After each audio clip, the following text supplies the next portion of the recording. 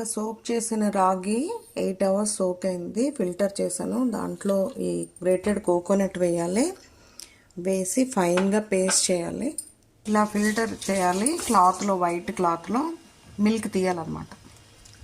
ఇలా బాగా మిల్క్ తీసేయాలి.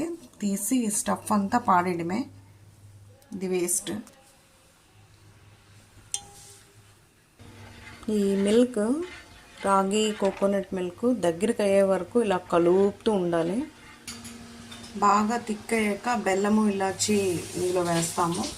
ఇలా థిక్గా అవుతూ ఉండాలి. ఆ తర్వాత బెల్లం వేయాలి. ఇలాగ థిక్గా అయ్యాక బెల్లము, ఇలాచి వేస్తాము. కలుపుతూ ఉంటాము. ఇలా థిక్ అవుతూ ఉండగా కొంచెం గీ వేస్తాము. ఇది ఉడుకుతుండగా గీ వేసి కలుపుతూ ఉంటాము.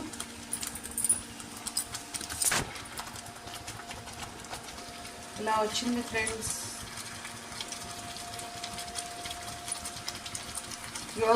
You also try at your home, friends. It's so healthy also. Ragi halwa, ragi coconut halwa. Thank you.